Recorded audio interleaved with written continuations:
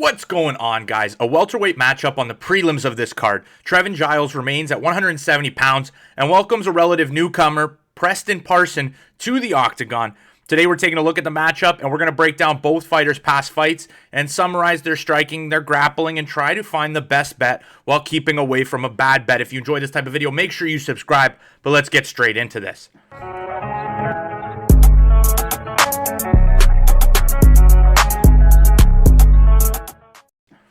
We'll start with the newcomer, Preston Parsons, who's only had 2 UFC fights and joined the UFC in July of 2021. After beginning his career 8-2, he'd be a short notice call-in for his debut against Daniel Rodriguez.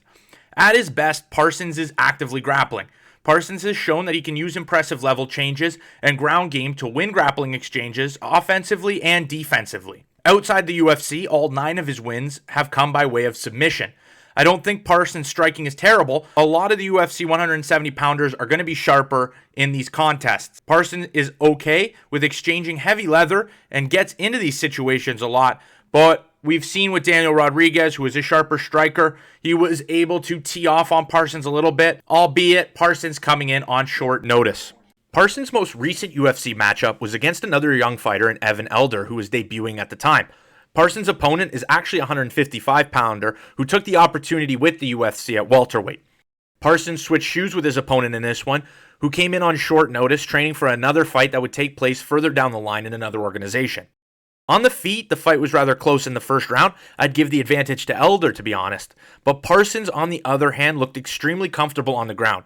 He was successful on 2 of his takedown attempts in this round, and on the second attempt, he flowed through submission attempts, past the guard, and really dominated the last minute of this round, and the second round started the same way as the first ended. He landed a takedown to open the round and landed a takedown in the middle of the round, and all this led to 3 minutes of control time and drained his opponent.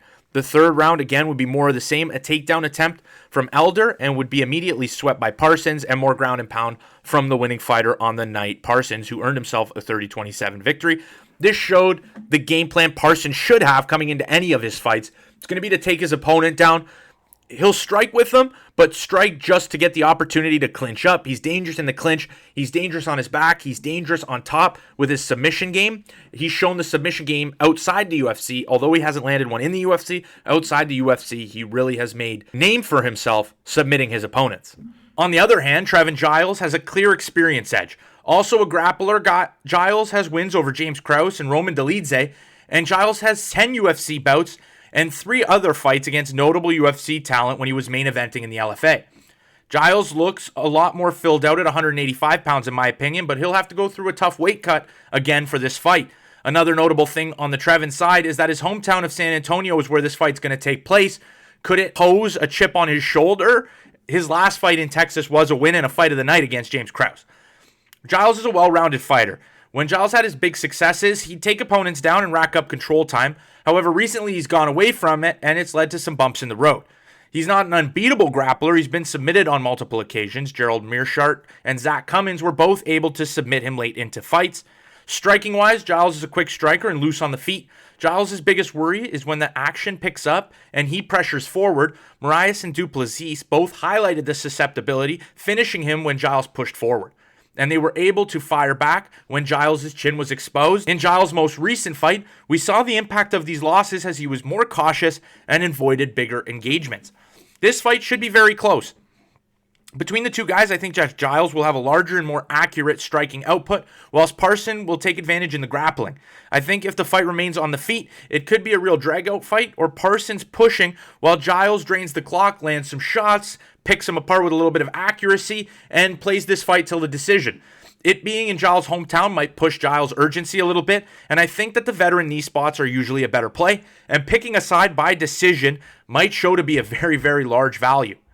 Where I really fall in love with this fight, in my opinion, using BetStamp, I was able to secure the over 2.5 rounds at Pinnacle Sportsbook for plus 140.